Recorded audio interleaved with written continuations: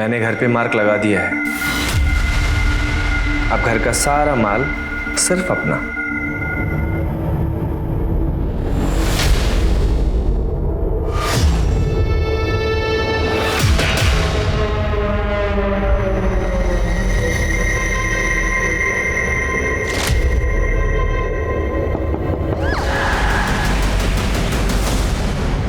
नमस्कार, आदाब। मैं अनूप सोनी क्राइम पेट्रोल के आज के इस केस में आप सबका स्वागत करता हूं। रिश्ते हर समाज की नींव होते हैं और शादी एक ऐसा रिश्ता है जो ना सिर्फ दो लोगों को जोड़ता है बल्कि दो परिवारों को भी जोड़ता है। पर अक्सर शादी में क्राइम्स भी उतने ही होते हैं। जिल्टेड लवर्स से लेकर जलने वाले रिश्तेदार या फिर कोल्ड ब्लडेड लुटेरे जिनके लिए पैसों और गहनों को लेकर किसी को मारना कोई बड़ी बात नहीं है, जिनके लिए शादी सिर्फ एक लूट के मौके से ज्यादा और कुछ नहीं। हमारे 30 दिन 30 यूनिक केसेस की श्रृंखला में हम आज आपको दिखा रहे हैं एक ऐसा केस जिसमें एक नहीं, दो नहीं, बल्कि कई हत्याएं हुई। आखिर क्या थी इन हत्याओं के पीछे की मानसिकता? आपने अक्सर कहा और सुना होगा, इंसानियत के वास्ते। हम इंसानियत का वास्ता इसलिए देते हैं क्योंकि हम इंसान और इंसानियत पर भरोसा करते हैं। किसी इंसान की जान लेना सबके बस की बात नहीं, लेकिन हमारे ही बीच ऐसे बहुत से इंसान हैं जो अपने ही जैसे इंसानों की जान लेते हैं और उनके हाथ तक नहीं कांपते। ये केस इसी बात का सबूत है। ये केस पुलिस के लिए हवा बन गया था, क्योंकि यहाँ कातिल न सिर्फ कत्ल करता है बल्कि हर कत्ल को एंजॉय करता है।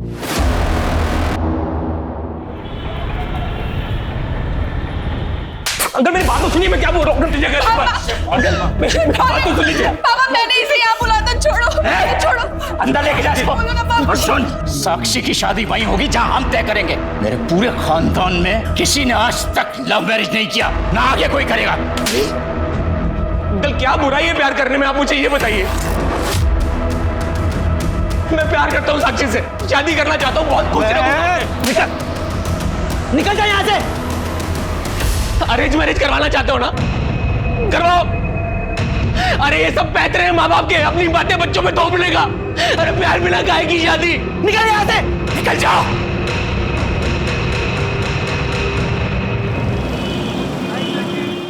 थोड़ा सा लेफ्ट करना, बस बस बस, correct.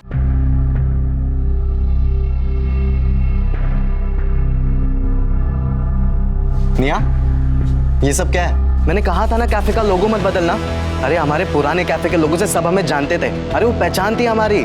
Bro, it's time for evolution ना। पहचान तो धोती कुर्ते की भी है, पर पहनते हो क्या तुम? Just look at the cafe, कितना कूल लग रहा है। रीब्रांडिंग से हमारे कैफे प्रमोट भी तो हो रहा है ना। कैफे सिर्फ तेरे नाम से, कैफे तेरी नहीं है, समझी? इसमें मेरा हिस्सा भी तो है, सेम पेरेंट्स हैं हमारे। लड़कियों का कोई हिस्सा नहीं होता। शादी करो, पति के घर जाओ और वहां पे हिस्सा मांगो अपना। I will. इट्स ओके निया, रिलैक्स। चल अपने कैफे की कॉफी पिला। चल ना, कम। थैंक यू सो मच यार निया, तूने बचा लिया यार। साला 1 महीने से कोई काम ही नहीं आ रहा था ग्राफिक्स का, और पापा से पैसे मांगता ना तो वो खटिया खड़ी कर देते। ओ प्लीज यार, दोस्ती में क्या thank you. Hi guys. Hey, what's up? Yes, and I have a good news for you. So wish me and save your dates. तू शादी कर रहा है? Yes. और ये प्राची कौन है? कार्ड पे किसका नाम है? तेरा। किसके साथ? तेरा और प्राची का। तो मेरी होने वाली वाइफ। तू डम रहेगा रे। अबे ये प्राची मिली कहाँ तुझे? यार हम एक मैट्रिमोनियल वेबसाइट पे मिले। Congratulations. Congratulations से काम नहीं चलेगा, क्योंकि तुम सबको शादी वाले दिन पहुंचना पड़ेगा। बेटा शादी का कार्ड तूने मुझसे नहीं बनवाया ना, इसका बदला लूंगा मैं तुझसे। भाई सॉरी यार, वो एक्चुअली प्राची की फैमिली वालों ने बनवा दी। सही है ना, पैसे बच गए अपने। अरे यार मजाक कर रहा था मैं, अब मीठा तो खिला। तो मेरी शादी की खुशी में तुम सब मिठाई खाओ। ऐसे लोगों की वजह से अरेंज मैरिज आज तक चलती आ रही है। जितनी जल्दी हो सके रिश्ता तय कर दो। अरे उम्र ज्यादा है तो क्या हुआ, 70 साल की उम्र में भी मर्द मर्द ही होता है, और ये तो फिर 40 के ही हैं। बात आगे बढ़ाओ।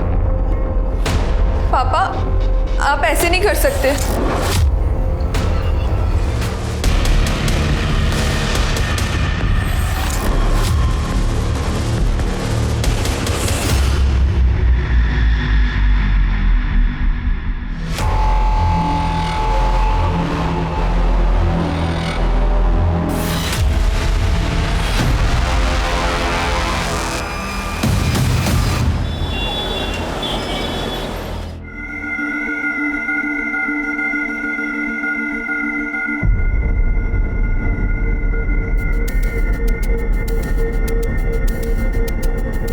ए शानी, ला पैसे दे। ये क्या, सिर्फ 500? 1000 रुपए निकाल चल। तूने 500 ही बोला था। 500 एक का लेती है, तुम 2 थे। चल ज्यादा ड्रामा मत कर, चल जा। ए अवधू चल। ए शानी, कल आएगा ना, तब देखेगी मैं तेरे को।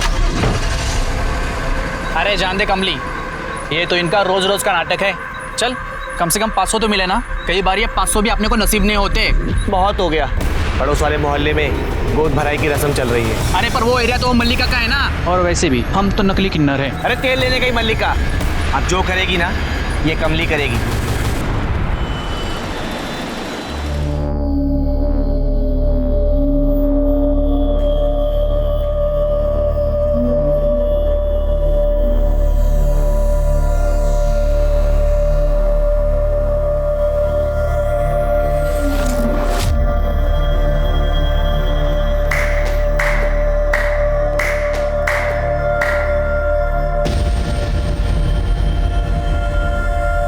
तेरी सारी बलाएं ले लूं, सदा सुहागन रहो, मुन्ना ही होगा।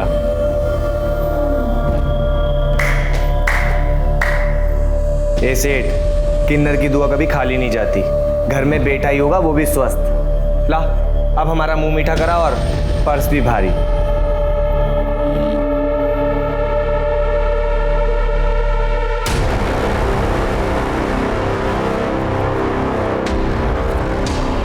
देख तो समाना, रखो और दफा हो जाओ यहाँ से। ऐसे घर में खुशियां आई है, उसमें भी कंजूसी।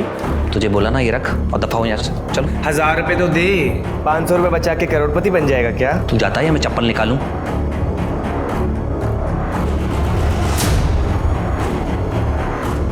ए सेठ, इसकी मिठाई खा तू। छोड़ना रे, इसको बाद में देख लेंगे।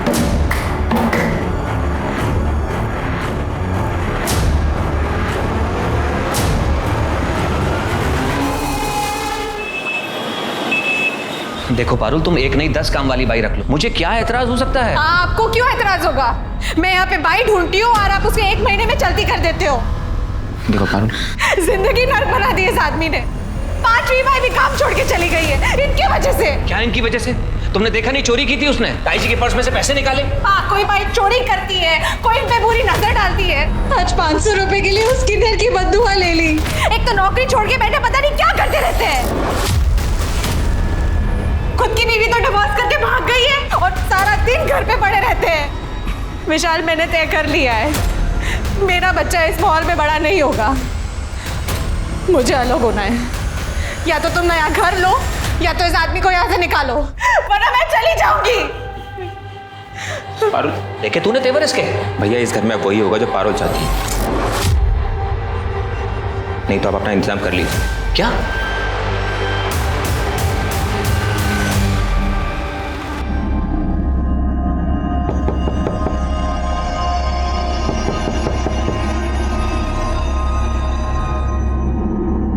ये विनोद भैया को अभी क्या चाहिए?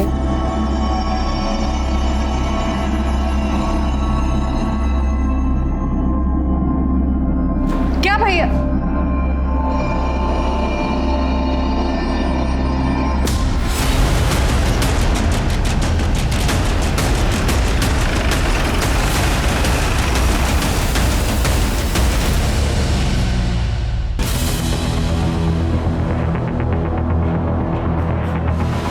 विनोद जी, आपके घर में घुसकर 2 लोगों की हत्या कर दी गई और आपको पता ही नहीं चला। कान पर जूं तक नहीं रेंगी। मेरे डिवोर्स के बाद सिर्फ मुझे इंसोम्निया और डिप्रेशन की शिकायत है। स्लीपिंग पिल्स लेके सोता हूँ। सर, कबर्ड्स को तोड़ा गया, सामान गायब। सब ले गए, रुपए, पैसे, जेवर। अंदर कैसा है, कुछ पता चला? सर इस खिड़की से कॉन्सेंट्रेट के निशान। सर ये देखिए, सर शू प्रिंट के निशान है, पर ऐसा लग रहा है किसी ने शू पे प्लास्टिक कवरिंग पहनी हो। मतलब पूरी तैयारी से आए थे। विनोद जी, किसी से दुश्मनी आपकी या आपके भाई की, या फिर हाल फिलहाल में कोई झगड़ा, या फिर किसी पर शक हो आपको? कौन मार सकता है? कोई मार सके ऐसा तो कोई नहीं। बस कल नौकरानी से झगड़ा हुआ था, मैंने उसे घर से बाहर निकाल दिया। छोटी मोटी चोरी करती थी घर में। क्या? पैसे निकाल लिए? अच्छा आप फोन रखो, मैं आपको कॉल करता हूँ। शीला, तूने ताई जी के पर्स में से पैसे निकाले? क्या क्या ताई जी के पर्स में से पैसे निकाले तूने ना? ये क्या कह रहे हैं भैया आप? मैंने तो ताई जी का पर्स देखा तक नहीं। अच्छा, तेरा पर्स निकाल, अभी पता चल जाएगा, सच्चाई सामने आएगी। पर्स निकाल। अरे पर्स निकाल। आप ये क्या कर रहे हैं? अरे भैया रुकिए, ये आप क्या कर रहे हैं? तुम लोगों को दिखाई नहीं देता? चोरी की है इसने, ताई जी के पर्स में से पैसे निकाले हैं। पर्स निकाल, पर्स निकाल। क्या कर रहे हैं भैया आप? मैंने तो ताई जी का पर्स देखा भी नहीं। ऐसे आदमी के घर में मुझे काम नहीं करना है जो और की इज्जत ना कर सके। नौकरानी की डिटेल्स लो और उसको थाने बुलाओ। आसपास एरिया में चेक करो कोई भी सीसीटीवी है क्या। चोरी हुए सारे सामान की लिस्ट बनाओ और सारे गहनों की लिस्ट ज्वेलर्स के पास भेजो। चोरी तो कर ली है, कहीं ना कहीं तो बेचने जाएंगे। सर, पारुल और विशाल का कत्ल उन्हीं के घर के अंदर कर दिया गया। पारुल 7 महीने की गर्भवती थी, फिर भी कातिल को रहम नहीं आया। अब कातिल जो भी हो, लेकिन किसी गर्भवती महिला का कत्ल करना हर एक के बस की बात नहीं। जो कोई मानसिक विकृति वाला शख्स ही कर सकता है, जिसकी नजर में इंसानी जान की कोई कीमत नहीं। साहब, मैंने चोरी नहीं की। पारुल भाभी तो बहुत अच्छी थी, लेकिन उनके वो जेठ साहब वो बहुत ही शक्की इंसान है। उनका खुद का तो तलाक हो गया था साहब, तो उन्हें किसी औरत की खुशी बर्दाश्त ही नहीं होती थी। 6 महीने में 4 काम वाली बाइयों को निकाल चुके हैं साहब। पारुल भाभी के साथ उनका बहुत झगड़ा होता था, और विशाल भैया पक्ष लेते थे तो उनसे भी झगड़ा होता था। उसको औरत और आदमी का फर्क ही समझ नहीं आता था साहब।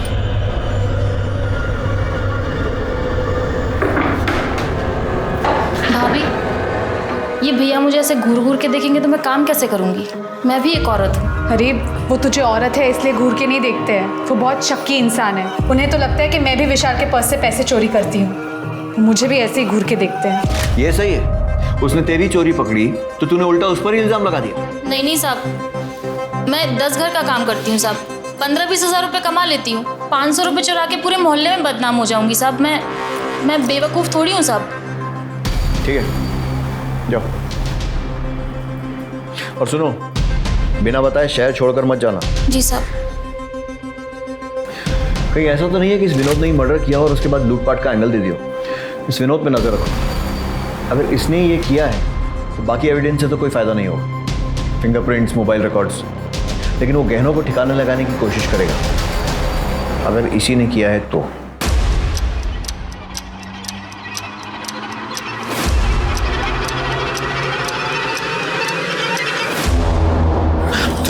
मेरी बात सुनो, देखो मैं पुलिस लेके आता हूँ, तुम बस एक बार सब कुछ बोल देना, उसके बाद ये लोग हमारा कुछ भी नहीं बिगाड़ पाएंगे। और अगर उसके बाद इन्होंने कुछ कहा ना तो सारे के सारे पुलिस लॉकअप में होंगे, मैं बता रहा हूँ। नहीं, मैं अपने फैमिली को ऐसे जेल में नहीं डाल सकती। ये लोग ना हमें खुश रहने देते हैं, ना हमें चैन से जीने देते हैं। तुम इनके बारे में सोच रही हो?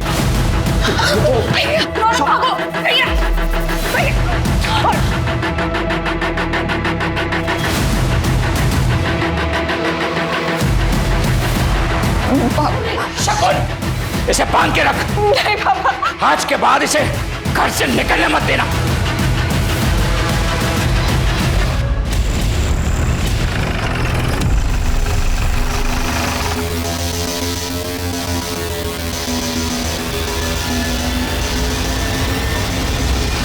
सही ये देखिए, पारुल और विशाल के मर्डर वाली रात विनोद किसी को मिला था और एनवेलप दिया था।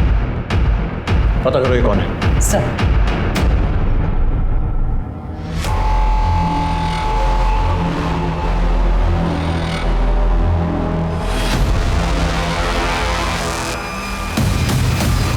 यार मुझे कुछ ना कुछ जुगाड़ करना पड़ेगा। मैं कब तक टोनी के घर में काम करूंगा? ऊपर से मेरा बाप ना मुझे चैन से काम करने देता और ना जीने देता है। प्लीज चिल यार, सारे पेरेंट्स ना एक ही जैसे होते हैं। हो प्लीज यार निया, अब तू ज्ञान मत दे मुझे ज्यादा। तू और ओम कितने लकी हो तुम्हें पता नहीं। अरे ब्रो, ऐसा कुछ भी नहीं। जगन, हमारे पास ना सिर्फ ये थोड़े से पैसे ज्यादा हैं, अदरवाइज ये पेरेंट्स वाली प्रॉब्लम ना सब सेम है। तेरे घर में जैसा टॉर्चर होता है ना, वैसे सेम टू सेम मेरे घर में भी होता है। बेब्स, इसलिए तो मैंने बोला था मेरे साथ लिव इन में शिफ्ट हो जाओ, ताकि नितेश मेरी सारी चीजों पर कब्जा कर ले। नो वेज, यू तो नो ना पापा कितने ओल्ड फैशन्ड है, और उन्हें ये लिव इन वाला कॉन्सेप्ट कतई समझ में नहीं आने वाला। आई डोंट वांट कि नितेश मेरे खिलाफ पापा को भड़का के ना मुझे डिसोन करवा दे। I really don't want that. Sir, मैंने कुछ झूठ बोलता है। सर, मैंने कुछ नहीं किया। सर, मैंने किसी को सुपारी नहीं दी सर। वो हमारी सोसाइटी का वॉचमैन है, उसकी माँ की तबीयत खराब हो गई थी, पैसे मांग रहा था। इसीलिए मैंने उसे पैसे दिए सर। हम उसके घर गए थे, घर पे ताला लगा हुआ।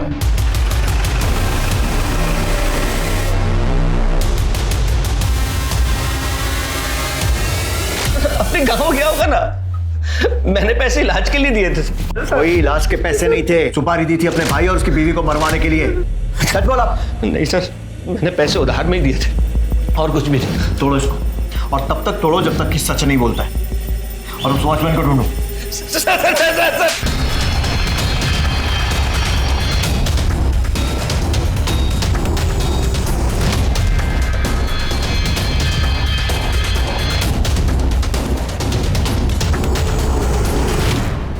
सर वो वॉचमैन के घर फोन किया था, वो वहाँ भी नहीं है। सर ये वॉचमैन बहुत ही शातिर है। उसने विनोद के अलावा और भी कई लोगों से अपनी माँ की बीमारी के नाम पे पैसे लिए, और उसकी माँ 2 साल पहले चल बसी।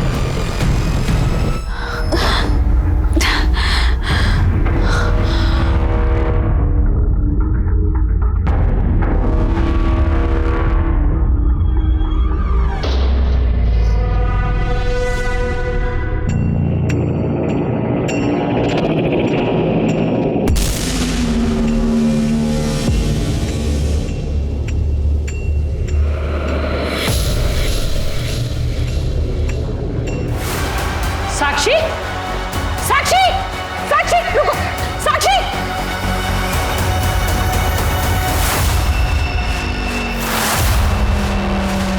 साक्षी, साक्षी, रुक जा, मैं कहता हूं। साक्षी रुक, चढ़ा ले इसके ऊपर।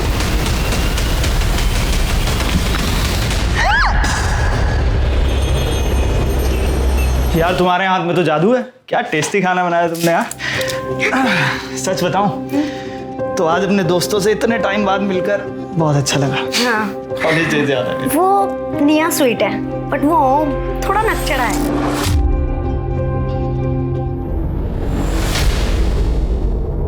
यार कुछ भी। इस टाइम कौन होगा?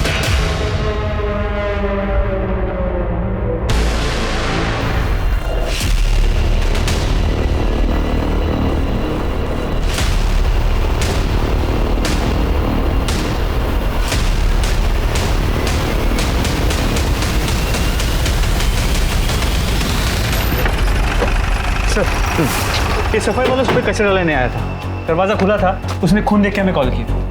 सर ये देखिए।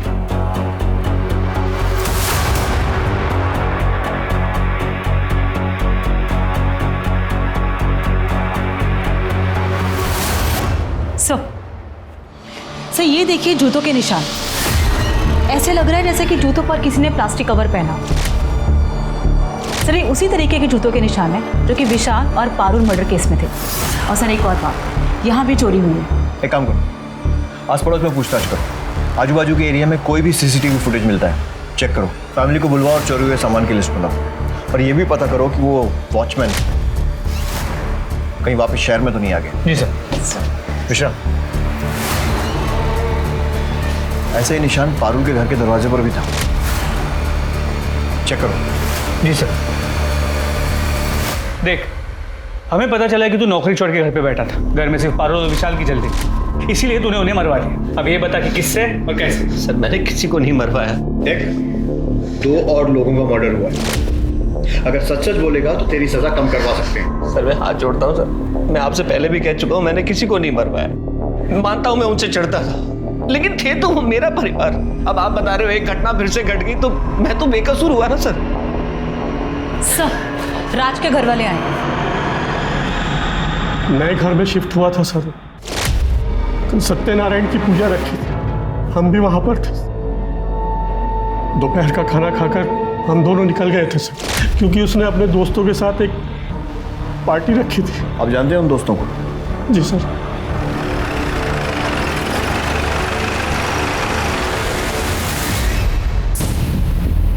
मैं, राज और टोनी एक ही कॉलेज में थे। कॉलेज के बाद राज बिजी हो गया था, लेकिन हमारे कांटेक्ट में था। सर उसने और प्राची ने अपना 1 महीने में घर भी ले लिया था, और इनफैक्ट सर वो लोग खुश भी थे। इस बात से हम लोग प्राउड फील करते सर। सर हम तो उन्हें विश करने गए थे। तो जब तुम लोग वहाँ विश करने गए थे तो कुछ अलग या अजीब सा देखा? No sir, not at all. बल्कि राज और प्राची तो अपने फ्यूचर की बातें डिस्कस कर रहे थे हमारे साथ। अरे यार इतने सारे गिफ्ट लाने की क्या जरूरत थी यार? अरे कैसे नहीं लाते यार, आफ्टर ऑल तो नए घर में शिफ्ट हुआ है। अच्छा इसी बात पे कुछ खा। वाह म्यूजिक सिस्टम, ये तो पक्का निया की पसंद होगी। हाँ of course, I knew it. मैं अभी प्ले करता हूँ। अच्छा राज, हाँ do you mind if I ask कि तू सिंगल चाइल्ड है ना, तो फिर यहाँ पे अकेले घर पे क्यों शिफ्ट हुआ?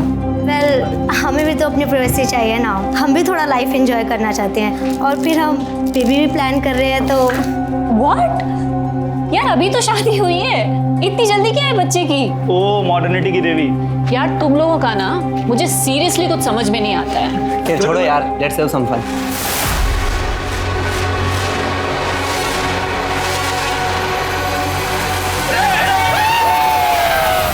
सर राज अपनी फैमिली का इकलौता बेटा था, लेकिन प्राची उसके साथ अलग रहने लगी थी। कहीं ऐसा तो नहीं कि उसकी फैमिली ने? नहीं हाँ, उसकी फैमिली ऐसा कुछ नहीं कर सकती है। ऑल्दो सर, राज की जो एक्स गर्लफ्रेंड थी रितु, वो भी उससे झगड़ा करती थी और कई बार तो सोशल मीडिया पे उसके साथ पिक्चर्स पोस्ट करके उसे गालियाँ भी देती थी। ओह यस सर, ये देखिए सर, राज ने कल ही सत्यनारायण की पूजा के पिक्चर्स डाले थे। ये देखिए रितु ने क्या कमेंट किया हुआ है। रितु की डिटेल्स लो, पुलिस स्टेशन बोलो। सर क्या बताया sir? I wrote it on फ्रेंडस्पोक और अच्छे से उसे गाली दी और पब्लिकली सोशल मीडिया पे शेम किया। आपको पता है मेरे कितने फॉलोअर्स हैं? 2900 लोगों ने तो मेरी पोस्ट भी लाइक की और सबने कहा यू गो गर्ल। देखो हमने पता किया है, तुम्हारा राज और उसकी बीवी के साथ झगड़ा हुआ। अरे चूड़ियां ले लेंगे यार पहले। कमीने, मेरी लाइफ बर्बाद करके तू इसके साथ क्या मजे कर रहा है? देखो रितु, अब मेरी और राज की शादी हो चुकी है, तो तुम ये तू चुप बैठ चुड़ैल, समझी? तेरी औकात नहीं है मेरे सामने बोलने की। Ritu behave yourself. तुम्हारी इन्हीं हरकतों की वजह से ना मैंने तुमसे ब्रेकअप किया। हरकत? व्हाट हरकत? हाँ, ऐसा क्या किया मैंने तुम्हारे साथ? बोलो ना, क्या किया? थप्पड़ मारा तुम्हें? तुम्हारे कपड़े फाड़े? अब मेरे पति को हाथ लगाया तो मुझसे बुरा कोई नहीं होगा। Get lost. हाँ तो वो डिजर्व करता था सर, और मेरा उसे मार के क्या फायदा होगा? मैं तो उसे तड़पते देखना चाहती थी, उसकी शादी टूटते देखना चाहती थी, लेकिन मर के तो वो सस्ते में निपट गया ना। डॉक्टर को दिखाया? मतलब थोड़ा। क्यों सर? क्योंकि तुम्हारी बातें ऐसी हैं। इसके अलावा चेक करो। फिलहाल जाइए, लेकिन शहर छोड़कर मत जाइएगा। जी सर। चलिए।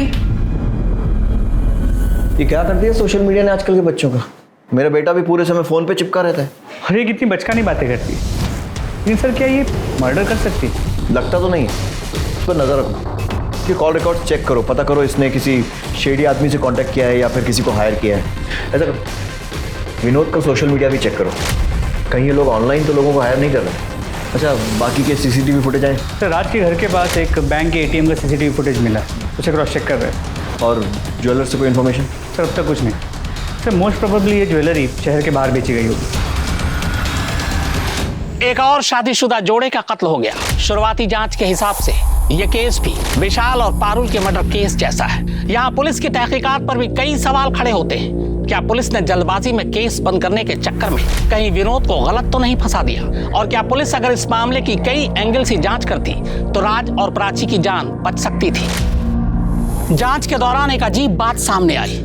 इन दोनों घरों के बाहर ही इस तरह के मार्ग थे, यानी कत्ल सोची समझी साजिश का नतीजा था। पर सवाल यह है कि इतने सारे घरों में इन्हीं दो घरों को क्यों चुना गया? विशाल पारुल और राज प्राची के बीच क्या कोई कड़ी जुड़ती है? क्या पुलिस इस बार सही मुजरिम तक पहुंच पाएगी या फिर कुछ और मौत होनी तय है?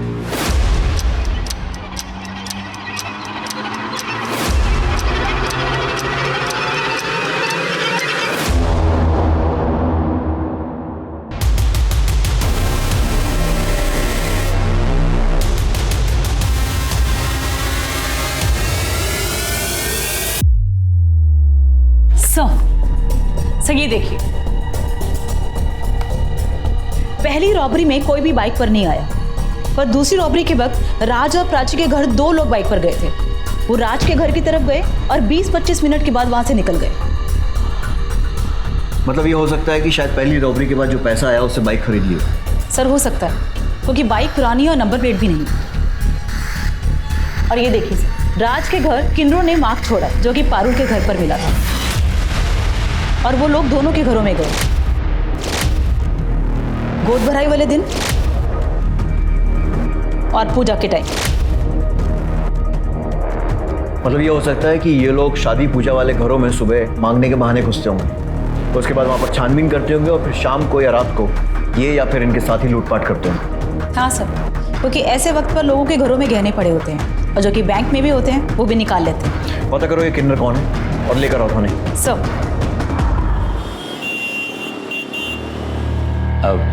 वैसे हमारी साक्षी बहुत सुंदर है, वो उसका एक्सीडेंट हो गया है ना, इसलिए थोड़ा मुरझाई सी लग रही है। कोई बात नहीं भाई साहब, साक्षी की सुंदरता कम नहीं हुई है ना निखिल? हमारी तरफ से ये रिश्ता पक्का समझिए। साली चुड़ैल, नकली किन्नर काई की, मैं तेरे को बोली ना मेरे एरिया में आने का नहीं करके। मल्लिका, ये एरिया तेरा बाप का है क्या? अरे बाप निकल ठीक है तो।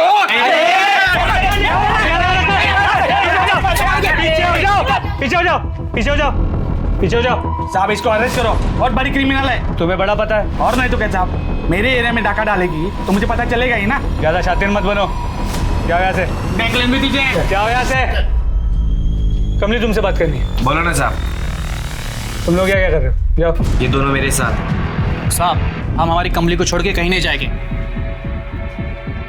ये देखो, ये 4 लोगों का खून हुआ है और इनके घर चोरी भी हुई। और ये देखो, इनके घर के बाहर ही तुम्हारा निशान है। इन दोनों घरों में तुम गई थी ना? साहब हम तो किन्नर लोग हैं, जिसके घर में भी त्योहार होता है ना हर जगह जाती है। और क्या है ना कि उस लड़की का गोद भराई था, इसीलिए हम लोग मार्क लगाए। साहब बाद में बहुत लफड़ा होता है, इसीलिए हम जिधर भी जाते हैं अपना मार्क लगा देते हैं। और वैसे भी साहब हम लोग तो दोपहर में गए थे। उन दोनों रात को तुम कहाँ थे? वो उधर हाईवे के बाजू में साहब, उधर कभी भी जाके देखना, रात को हम उधर ही रहती है, पूछ लो जरा। हाँ हाँ हम हाईवे के पास ही थे।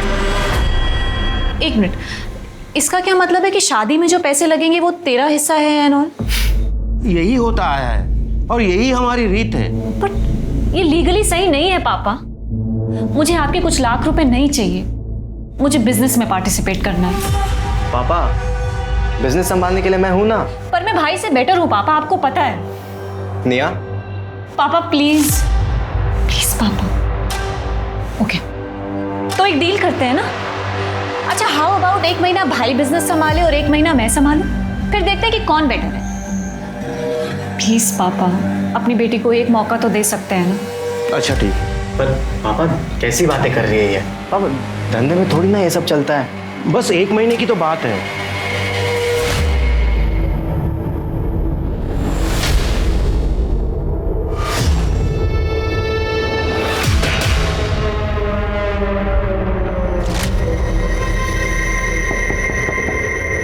शादी मुबारक हो।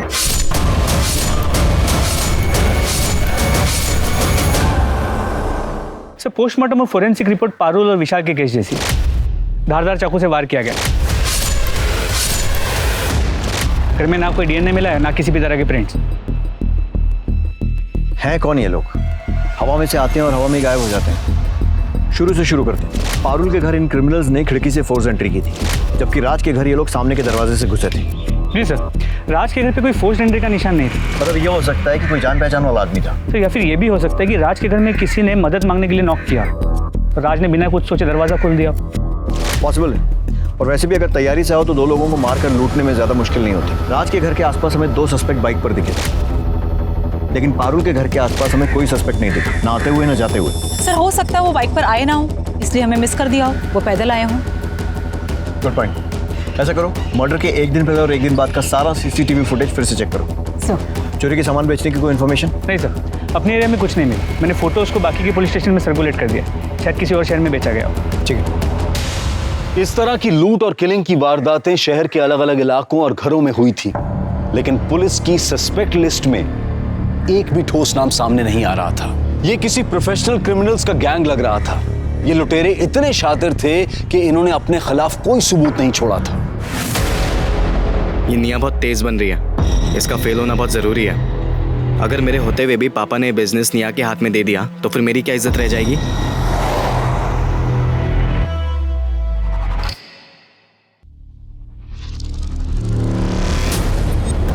ये यहाँ क्या कर रहा है? जानते हो इसे? जी सर, उस दिन कैफे में देखा था, राज का दोस्त है। सर कमली के अलावा यही एक कॉमन लिंक है। मर्डर वाली रात कुछ घंटे पहले ये वहाँ देखा गया था। और निकला कब? सर मर्डर की अगली सुबह टोनी के साथ। मतलब मर्डर की एक रात पहले आया और मर्डर की अगली सुबह निकल गया। इसका एड्रेस निकालो और सारी डिटेल्स पता करो। सर सारा टाइम कंप्यूटर पे लगा रहता है। उस दिन मैं नाराज हो गया, थोड़ा सा कुछ कैश दिया तो नाराज होकर अपने दोस्त के घर चला गया। कौन से दोस्त के? टोनी है उसका दोस्त। तो बोला कि प्रोजेक्ट पूरा करके आऊँगा, 2 दिन बाद वहीं से आया।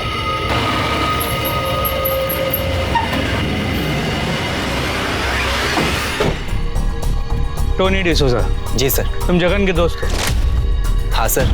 जगन के बाप ने कहा कि वो 30 अप्रैल की रात तुम्हारे यहाँ पे रुका था। हाँ सर, वो 2 दिन मेरे साथ रुका था। तुम क्या करते? सर मैं कॉल सेंटर में जॉब करता हूँ। क्या है सर, सुबह जल्दी चले जाता हूँ, शाम को लेट आता हूँ। जगन के आने के बाद मैं सो गया था और सुबह चले गया जल्दी, और नेक्स्ट डे उसे मैंने ड्रॉप भी कर दिया था सर। सर आपके कहने पर मैंने जगन और टोनी के क्रेडिट कार्ड्स और एक्सपेंसेस चेक किए। पिछले 1.5 महीनों में काफ़ी लाइफस्टाइल में चेंज आ गया है। उठा कर लाओ दोनों।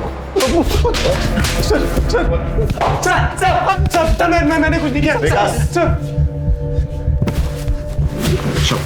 शुरू जाओ। मैंने कुछ नहीं किया है सर। और सर राज और प्राची की हाउस वार्मिंग पार्टी के बाद हम लोग ओम के फ्लैट पे चले गए थे सर, पार्टी कंटिन्यू करने के लिए। सर मैंने चेक किया है, इन लोगों की मोबाइल लोकेशन ओम के घर की है। मैं जितना इस केस को स्टडी करता हूँ, मुझे ये मामला सीरियल किलिंग का लगता है। सीरियल किलर होता क्या है, कैसा होता है? सीरियल किलर में खून करने की तलब होती है, कत्ल करने का एक खास पैटर्न होता है। अक्सर चोरों का इंटरेस्ट होता है चोरी करना, लेकिन चोर चोरी करने के बाद चुपचाप निकल जाना पसंद करते हैं। जब तक कि कोई उनके सामने ना आ जाए तब वो उन्हें मार देते हैं। अब पुलिस को अपनी सोच बदलनी होगी। क्या ये कत्ल चोरी को छुपाने के लिए है या चोरी कत्ल को छुपाने के लिए? क्योंकि अगर ये मामला सीरियल किलिंग का है तो फिर कई मौत होनी अभी बाकी है। नमस्ते आंटी, साक्षी को मैं तैयार कर देती हूँ। ठीक है, पर जल्दी करना। ठीक है।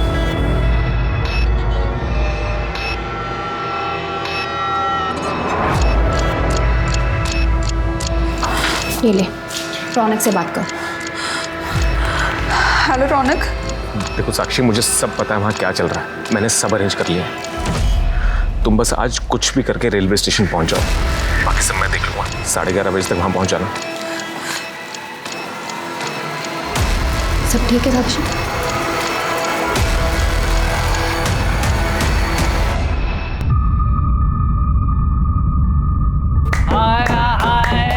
बधाइयो सेठ, बधाइयो। घर में खुशियां आ रही है तेरे। चल्ला शगुन दे। हाँ हाँ।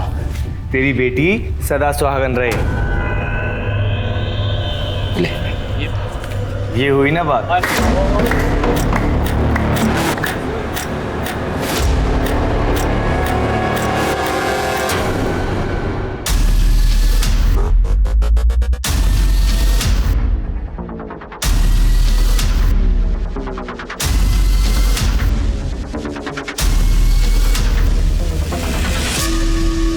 सारी तैयारियां हो गई ना? हाँ। मैं कुछ और सुनने वाला।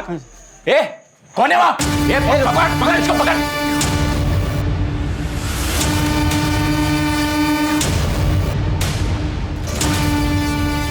कौन है तुम लोग?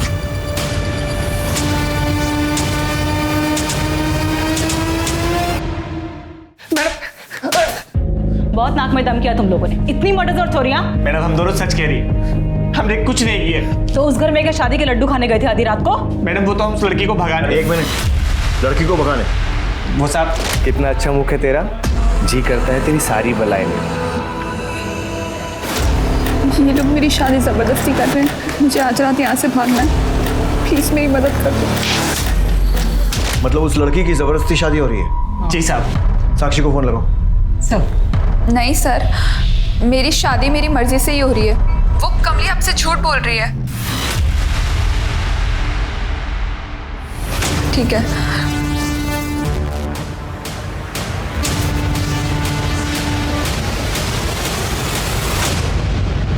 इन लोगों की अच्छे से धुलाई करो, मुझे पूरा सच चाहिए।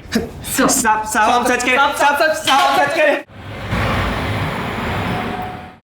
मिश्रा, कमली ने कन्फेस किया? नहीं सर, हमने सभी पैतरे इस्तेमाल किए, लेकिन फिर भी वो बोल रही है कि उसने कोई भी जुर्म नहीं किया। तो सर हमने सोचा कि बाकी के एविडेंस चेक करते हैं, शायद कोई लिंक मिल जाए। और सर लिंक मिल भी गया। क्या दो? सर जितने भी कपल्स की मौत हुई थी हम उनका बैकग्राउंड चेक कर रहे थे तो क्रॉस रेफरेंसिंग सबकी अरेंज मैरिज है। हमने उनके ईमेल्स और सोशल मीडिया भी चेक की। उनकी शादी एक ही मैट्रिमोनियल साइट के जरिए हुई है। मतलब ये कड़ी इन लोगों को जोड़ती है? जी सर, और ये सभी शादियाँ पिछले 1 महीने से 1.5 साल के बीच में हुई। मुझे इस मैट्रिमोनियल साइट से रिलेटेड सभी लोगों की लिस्ट चाहिए, उनकी सारी डिटेल्स चाहिए, और जिन जिन कपल्स की शादी इनके थ्रू हुई है उनकी भी लिस्ट उन्हें वार्न करना होगा। जी सर। Good job.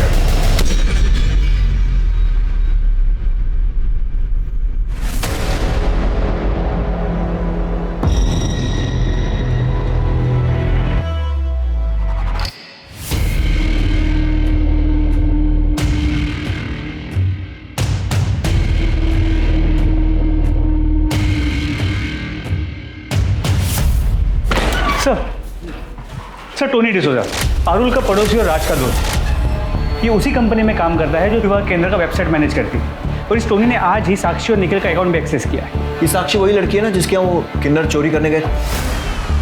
हाँ सर। 1 मिनट, बहुत बड़ी गलती हो गई हमसे। ये क्रिमिनल्स लड़की के मायके नहीं बल्कि उसके ससुराल में चोरी करने, लूटपाट करने और मारने जाते हैं। शायद कमली सच कह रही थी। यार गाड़ी निकलो। मिश्रा फौरन उस कैफे में पहुंचो जहाँ टोनी मिलता है और उसके बाद हमको ज्वाइन करो। सर।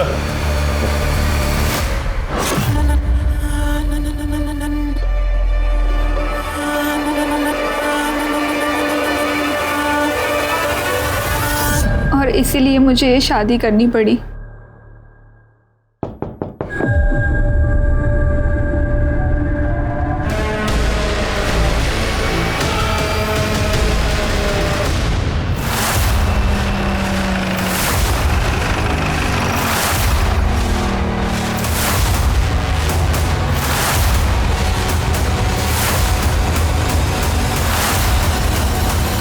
शादी मुबारक हो। हाथ पीछे, मैं तो खोपड़ी पे गोली मारूंगा। पीछे चाकू फेंको, पकड़ो दोनों को।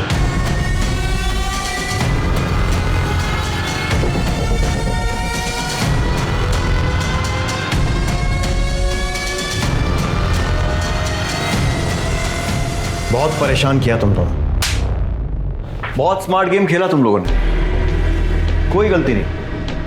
परेशान हो गए थे हम लोग, समझ ही नहीं आ रहा था करें क्या। फिर हमने वही किया जो हम लोग हर बार करते हैं, कॉल रिकॉर्ड्स को अच्छे से चेक किया और एक चीज नजर आई, हर मर्डर और लूट के पहले तुम चारों की लोकेशन ओम के घर पर ही मिली और तब लगा कि यार दाल में तो कुछ काला है। तुमको उठाने पहुंचे तो तुम्हारा भाई नितेश, उसने तो पहले ही पुलिस को फोन कर दिया था तुम्हें पकड़वाने के लिए।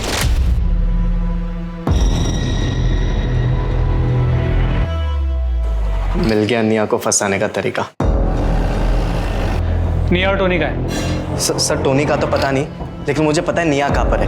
मैंने अभी उसका मैसेज देखा sir, red pill party sir, ये पक्का ड्रग्स वाली पार्टी है 100%। Please arrest as soon as possible. तुम्हें बहुत जल्दी अपनी बहन को अरेस्ट करवाने की? सर आप निया को अरेस्ट करेंगे तभी तो पापा ये कैफे मुझे देंगे, and everything is fair when it comes to business. Sir मेरा भाई ना एकदम यूजलेस है, वो ना ही एक अच्छा बिजनेसमैन है और ना ही एक अच्छा भाई, और ना ही खूनी लुटेरा। पहला विक्टिम कैसे चूज किया था? सर वो टोनी अक्सर अपने पड़ोसियों की बातें करता था, पारुल और विशाल, और उस रात को तो जगन ने भी उन दोनों को झगड़ा करते हुए सुना और फ्रस्ट्रेट होकर मैं वीडियो कॉल किया था। यार ऐसे लोगों को जिंदा रहने का कोई हक नहीं। अपनी अरेंज मैरिज की फ्रस्ट्रेशन दूसरों पे निकालते हैं और अब बच्चा आएगा फिर उसकी भी लाइफ झंड कर देंगे। उसके बाद हम लोग कैब पकड़ के टोनी के घर चले गए ताकि हम लोग रजिस्टर ना हो सके। उसके बाद हम लोगों ने स्क्रू ड्राइवर से खिड़की खोली और अंदर जाके उनको मार दिया। क्या भैया?